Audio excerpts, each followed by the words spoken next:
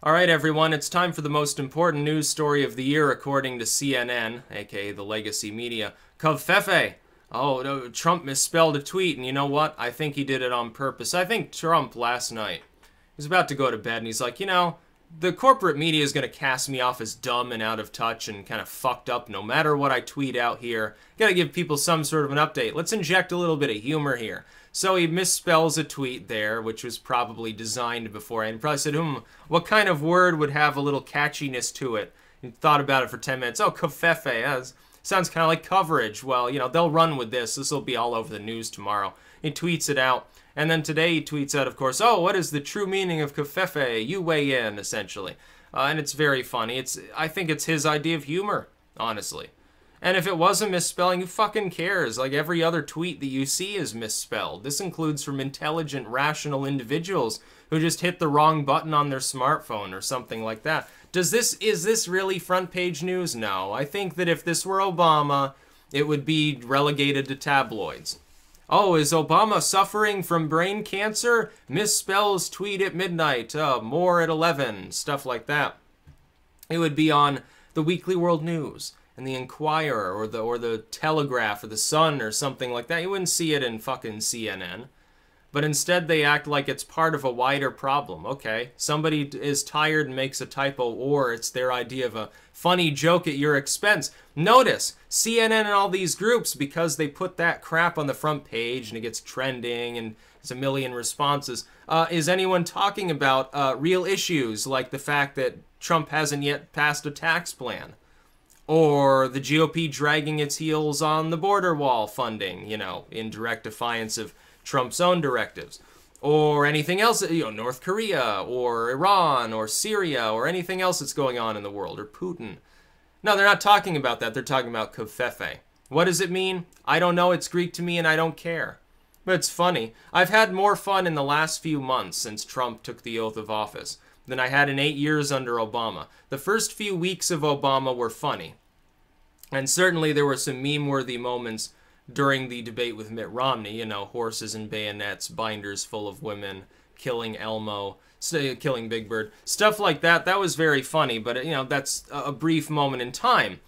What my worry was that Trump was going to immediately normalize after the election, so we'd have a really, really fun election full of weird shit, and then he'd be very, very normal and reserved and stone-faced once he was elected. Once he took office, he would be just another politician, and he hasn't done so. Great, that's entertainment. One reason why comedy tours and stuff are suffering, Hollywood's suffering, people are too busy watching Trump's Twitter to watch what comes out in the movie theaters.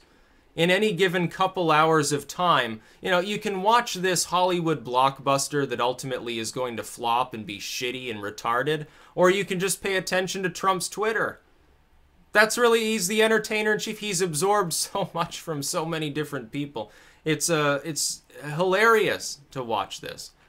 People, they rip their hair out in anger at the fact that he was elected. They keep ripping their hair. They're half bald already. You look at Brisket Head Maddow. I expect her to come out there and be half bald on one of her shows. She'll be like pissing her pants in anger and shitting everywhere because she didn't get her way, because Trump gets reelected. What's going to happen a few years from now if he runs and gets reelected?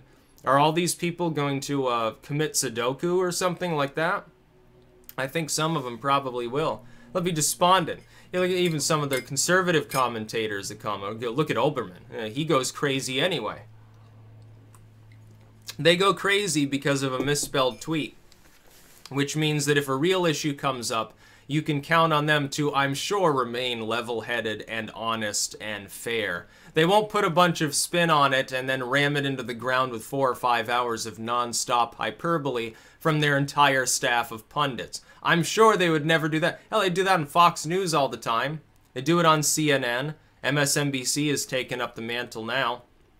I think, what was it? I can't remember I think it was CNN. They have someone from the Cato Institute come on to talk about how paid leave for women is a bad idea. Look at the death of the legacy media. Sean Hannity's coming out to directly assault now Maddow. That means they're in a war right now trying to attack one another's advertising bases. So they're strangulating one another. New York Times and CNN, they're talking to people from like the Cato Institute and the Birch Society and all this stuff, trying to absorb conservatism because they smell blood in the water with Fox. And Fox, you know, keeps whining and dining liberals, and then they purge them like Beckel or any of these others that they have on there. It's just a free-for-all of shit.